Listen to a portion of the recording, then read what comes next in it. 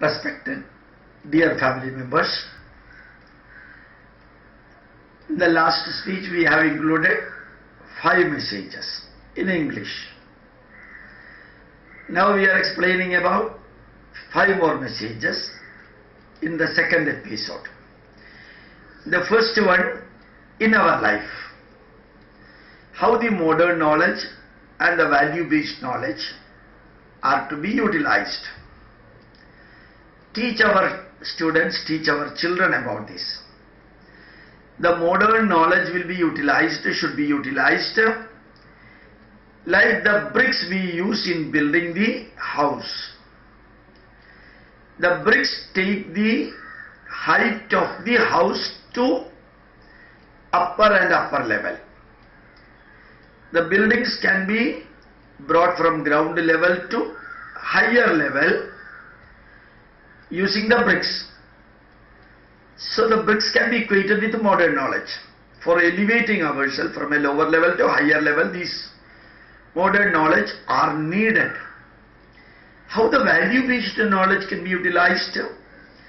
We used to put the cement in between the bricks. When we put the cement or grout in between the bricks, it gives beauty, durability and strength for the building.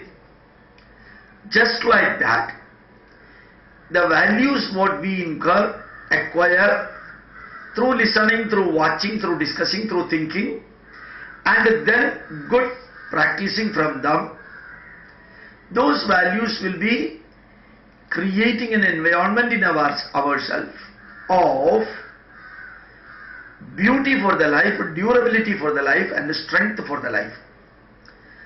Thus bricks takes the height to upper level and cement gives the beauty, durability and strength for the building.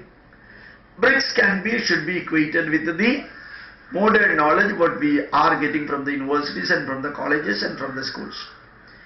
And value-based knowledge are the knowledge connected with the mind, strengthening the mind, strengthening the body, strengthening the family relation, strengthening the social bondage and strengthening the cultural values and also strengthening the national integration. So value-based knowledge like cement for improving our beauty of the life, durability and strength through improving the mental attitude, through improving the health of the body, through strengthening the family relations and through family bond, social bondage creation and for really cultural values upgrading and also national integration. So values plus modern knowledge, value-based knowledge plus modern knowledge is equal to life. Modern knowledge can be utilized for making somebody great and value-based knowledge will be utilized for making somebody good. So our ultimate aim should be to become good and great. Good through value-based knowledge, great through modern knowledge. Now next point, one incident took place.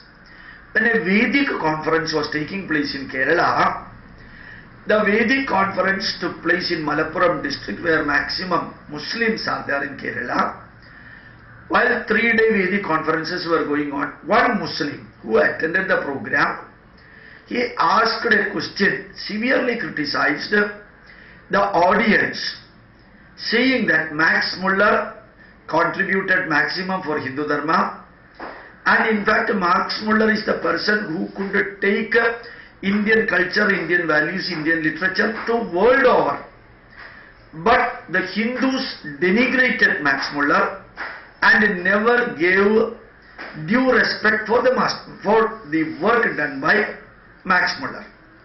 None of the audience could give a reply for that. Everybody kept quiet and everybody looked at each other. Is it true, or what was the contribution of Maxmuller? Even the Vedic scholars and others who organized and attended the program, they were ignorant about the issue, and the Muslim fellow, he severely criticized. But remember that many Hindus criticized Maxmuller. And even some people used to criticize Maxmuller. What is the reason for that? You know, Lord Macaulay entrusted the job of misinterpreting and distorting Vedas so that a vacuum will be created in the mind of the Hindus by reading the misinterpreted version of the Vedas created by Maxmuller.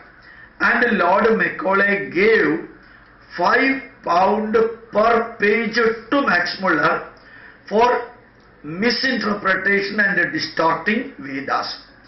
Maxmuller did it, and he published the first volume of the Vedas and gave to the Vedic scholars, and the Vedic scholars replied to him that and told him that this is not at all the meaning and message of Vedas, but this is purely distortion and it is misinterpretation of Vedas.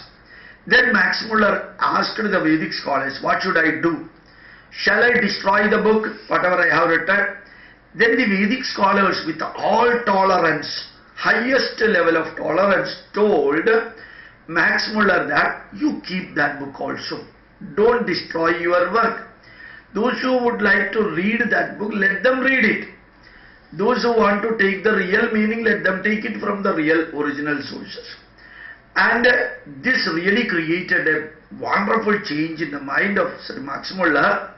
And after that he started writing the original messages from Indian heritage literature, and he wrote 47 books, the books of the Orientals.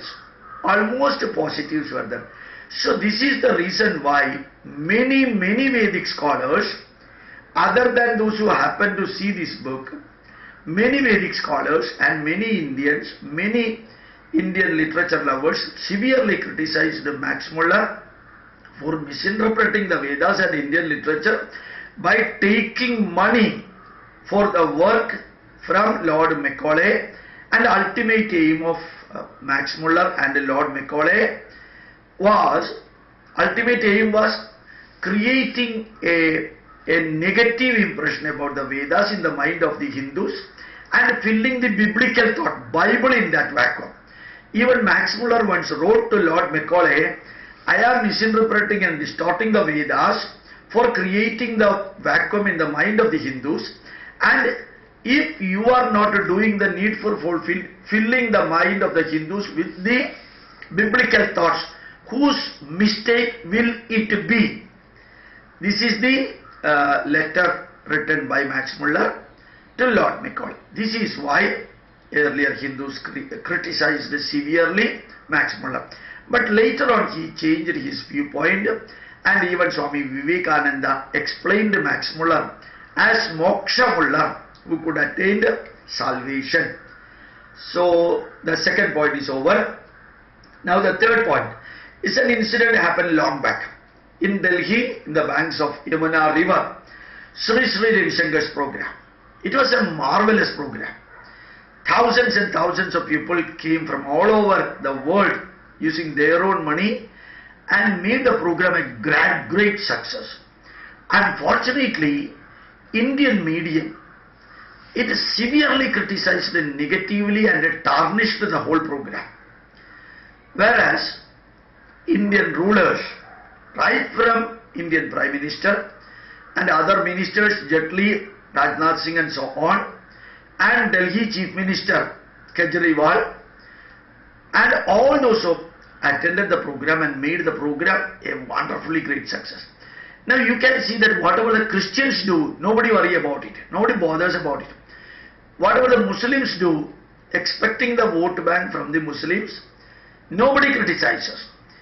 Anything done by any Hindu sannyasi or Hindu scholar, that is being severely criticized by the media, maybe paid media, paid from Congress or others, or the so-called progressive media, they have taken the pledge that they will criticize anything connected with the Hindu Dharma done by anybody. Whether the result is positive, pathway is positive or not, nobody bothers. I mean, from among the publishers and the media. Whereas the total program could create a wonderful image from among the Indians and others. So be aware that our media is so negative, and majority of them are paid medias for denigrating Hindu Dharma, for denigrating India, for tarnishing Indian values. They are all paid a huge amount, and nowadays the credibility of the media has come to the level of zero. Even Times Now and other media, they are projecting that in the prime time 93% and 98% of the people watch their program. These are all humbug, bogus, all cheating the people. No, the highest viewership is for Doordarshan. I have seen very recently that schedule given, who stand first. So remember that the media is following through the pathway of fraud and cheating 100%, but they act themselves as they are the advocates of Satyam, Dharmam, Niti, Nyayam. Everywhere the media has become, particularly in Kerala, you cannot even imagine the media going such the ground level or below the ground level. So be careful about the wrong people who think that they are the right people. And the media is creating such a tarnishing image of India, Indian culture and Hindu Dharma, and ignore them or do your level best to oppose whatever they are doing through writing, through your speeches, through action, or during election also. Now, the next point, what is the importance of cow? It's everybody knows cow and the cow products, the milk, the curd, the buttermilk, the butter, the ghee and other things. But unfortunately, very recently, a message has been circulated that the cow produces so much oxygen and the cow consumes so much carbon dioxide, and even the cow dung has got the capacity to produce oxygen, and like this the ghee when offered to the fire, when the ghee is poured to the fire during yajna and yaga, it creates such tons and tons of oxygen. These are all bogus information. These are all wrong information. When you worship a cow as Gomata, go ahead with that. Do your level best to protect cows if you want to do that, but never get yourself entrapped into the negative messages spread through the social media, which is not scientifical, which is not logical, which is not rational. So, don't believe what are all the things coming about the cow or about Hindu Dharma in total, as a totality. If once we start propagating the negatives, or once we started propagating the non-existing positives, both are equally dangerous. Both are equally dangerous. We should spread the message scientifically, logically, rationally. Whatever is not there, never claim for that. In fact, what negative occurred for Hindu Dharma is that many Vedic scholars, many Hindus, many Hindu leaders, they wrongly propagated the message that everything exists in Vedas. And everything exists in Vedas. This is the most cruel, wrong message spread about Hindu Dharma, which created a lot of negatives after that. So never create a negative impression by telling negative positives, non-existing positives about a particular issue. And the next point, many people used to ask, what is meant by Dharma Shastra? I would like to say Dharma Shastra. Dharma means the acharyas of the father. Put together is Pitra Dharma. Acharyas to be performed by the mother, put together Matra Dharma. Acharyas of the son, put together Putra Dharma. Acharyas to be performed by the citizen, put together Paura Dharma.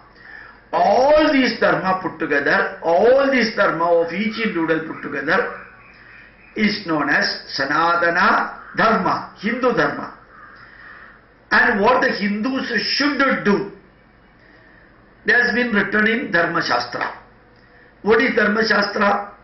The fifth Vedanga, Shiksha, Niruktam, Vyagaranam, Chandashastram, Kalpashastram, Jyotisham. Kalpashastra has got three parts. First is Srauta Sutra, explaining how to perform the yagas and yajnas. Second is Grihya Sutra, how a family member should perform his duties and responsibilities. So Srauta Sutra for yagas and yajnas, Grihya Sutra for family members, Dharma Shastra or Dharma Sutra, also known as Smriti. Smriti meant for the kings and the rulers and the citizens of a nation in total. In total. How a country should be ruled in a dharmic way. So the rules and regulations, the laws and the implementation, the punishments, the legal system, the banking system, every department of the Hindu, every department of the nation, these are all explained systematically in Dharma Shastra. There are about 29 Dharma Shastra. They are also known as Smritis. Vasishta Smriti, Vasishta Dharma Shastra, Vyasa Smriti, Vyasa Dharma Shastra, Narayana Dharma Shastra. Like that, we have got Vasishta Dharma Shastra, Vriddha Gargya Dharma Shastra, Gargya Dharma Shastra, Katyayana Dharma Shastra, Apastamba Dharma Shastra, Bauddhayana Dharma Shastra, and so on. All these Dharma Shastras are part of respective Kalpa Shastras, which is the fifth Vedanga. Thus Dharma Shastra gives the guidance for a nation, for its existing, for the development and for the ruling. So I have mentioned 5 points today in English. Thank you very much. My pranams to you.